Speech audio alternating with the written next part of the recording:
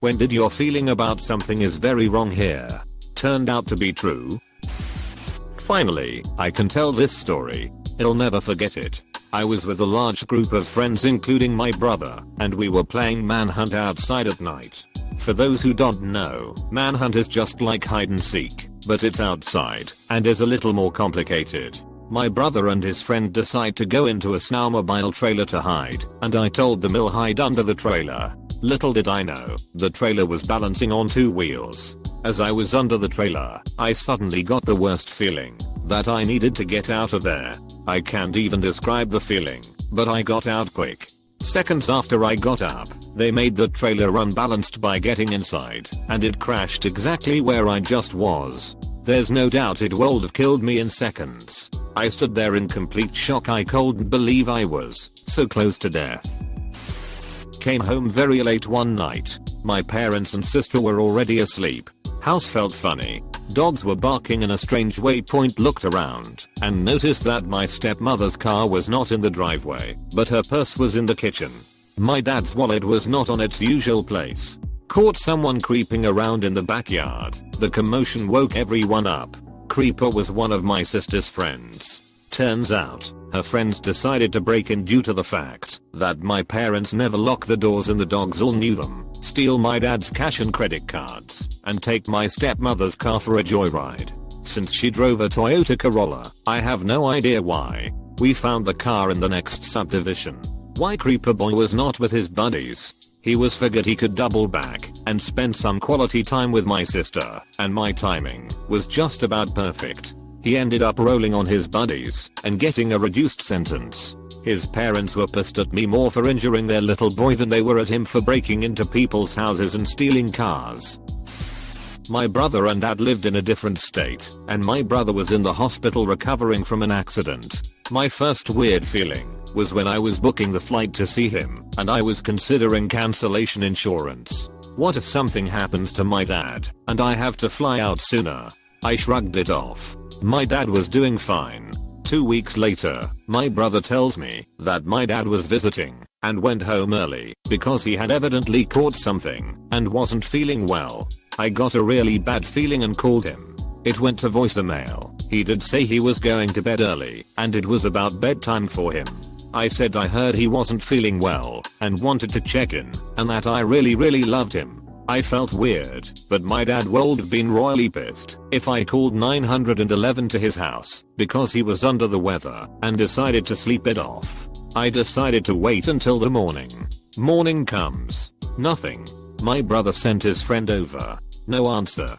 Friend goes in the house. My dad had passed away. I wish I had called. It just didn't seem that serious, and I have a penchant for overreacting. The last thing he told my brother was, "I'll be fine, I'm just going to bed." The thing that got me was the voicemail. I looked through his messages. Mine was read. If nothing else, I know he listened to that voicemail. One of the last things he heard was me telling him I loved him. Edit. Thank you for all of the kind responses. My dad passed from a heart attack, according to the coroner. It didn't sound like anyone could have helped, even if they had found him right after it happened. The coroner said it seemed sudden and not like he suffered at all. And if nothing had happened yet, he probably would have sent them away anyway because of his "I'll be fine" attitude. I'm grateful for a couple things. 1. Both of his parents passed before I was old enough to remember them, and he spoke openly about all of it, as well as his own mortality. I think that helped me tremendously in dealing with the same. 2. He was always sentimental. I knew that him hearing me say, "I really love you, bye," meant something to him. I knew he felt the same way because he used to send me random messages about how happy he was to be a dad and how much he loved his kids. From this experience and a couple others, I've learned to speak up when I feel something is off. I may be wrong, and I have been plenty of times, but nothing is wrong with calmly speaking my mind or taking precautions when concerned. Bad things can and do happen. It doesn't mean they will, and it doesn't mean I have to overreact when I don't know what's going on. But also, sometimes shit just happens. Make sure the people you love and care about know you love and care about them. I was letting my dog back inside. She walked right past me with no tail wagging or happy smile, walked right through the kitchen without wanting a treat, and went straight to a doggy bed. I knew something wasn't right, and within 10 minutes we were in the car to the emergency vet. She had a tumor up to her apparently. It was clear what needed to be done. Still breaks my heart. Kind of a dumb one, but we had this regular customer who was very weird. I worked in an auto wrecking yard, and he always came in and bought random, off the wall shit. In a hoe, me and a new guy load some stuff into the back of this guy's van. He gets in to leave, and new guy is standing behind the van next to the building. I say, hey, I wouldn't stand there. New guy looks at me puzzled and moves. Sure enough, weird customer puts it in reverse and punches it. Backs right through the wall of our office. My dad did something like this while driving. Carload of family, zipping along as he was prone to doing. Then, just before a blind corner, slowed right down for no apparent reason. Like, slowed a lot more than necessary. A second or two later another car comes around the corner on our side of the road. Would have been a head-on had dad not felt the uncanny urge to ease up. When I was in college I had a really weird class and work schedule that resulted in me usually taking my dog for her nightly walk around 3 or so in the morning. There was a giant parking structure for the college right by its baseball field, and I would usually cut through there and let my dog run around on the field before circling back to my apartment. One night on the way over, I heard a faint humming in the parking garage, followed by some sort of weird almost alarm sounding noise. Being the horror movie victim that I am, I started walking towards the sound, which meant walking down to the lowest level, which was one below street level. When I got down to the ramp my dog started to get visibly stressed, whining and sort of bouncing around, looking at me repeatedly. I started to really get stressed out at this point, but pressed on. When I got down the ramp, I looked around and saw behind it a small golf cart, which on its own wasn't that weird, because the school's maintenance staff use them all the time. This golf cart, however, was on and running, which was producing the humming noise, but with no driver.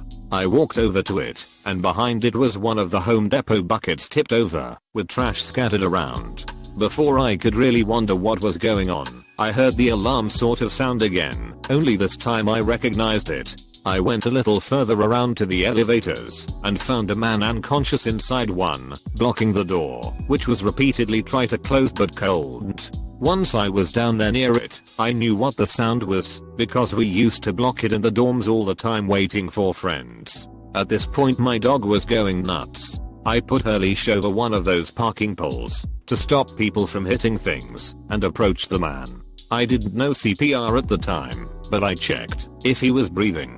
He was, so I quickly called 911. Fortunately I had service, and the campus police station was literally a 2-minute walk from there. A couple police officers arrived quickly and began to administer CPR, and an ambulance arrived shortly after. I had to hang around for a while and explain what happened. The stressful part was not finding out if he was okay until several days later. I called the campus police station, and they said they couldn't share his specific medical situation, but told me he was okay and would likely return to work at some point. I'm guessing he had a heart attack, but I'll never know for sure. I never saw him again. I came home to my mom supposedly out for a walk and my little brother seeming worried she hadn't come back yet.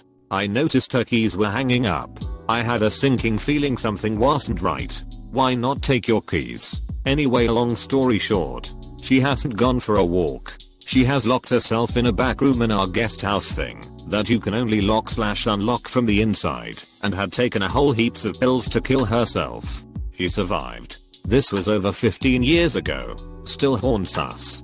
She was dressed in her wedding dress. My parents had just divorced. It wasn't nice. Edit. Thanks guys for all the concern. I see my mama in 2 days for the first time in months, so it's fitting to be able to hug her. I told her I posted this and the flood of concerns about her, and she was very heartfelt and said she was sorry. I also told her I got gold, and she doesn't understand, so now she thinks I'm bringing her gold jewelry as a present back from my trip. I would also like to add one thing that she has said to me in the past is that she wishes she had reached out to someone before she did it. A chance for help.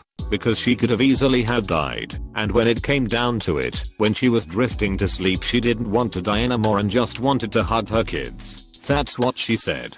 But it could have been too late. So learning from my mom's experience, please, if you feel like this, please, you have nothing to lose than asking for help. Even message me. I hadn't been feeling well for a few weeks. Shortness of breath despite being pretty athletic, and could feel my heart pounding. I saw my doctor who suggested anxiety, prescribed some meds, and sent me on my way. But I just had this feeling. A few days later I woke up and had trouble walking to the bathroom without losing my breath. I don't know why it even came to mind, but all I could think was something is wrong. This isn't anxiety. I need to go to the ER. So I walked myself to the hospital and asked if it was possible I had a blood clot. Was reassured that if it was a clot in my lung there was no way I could have walked to the hospital. Convinced them to test me anyway, and it was a pulmonary embolism. Listen to your instincts, friends.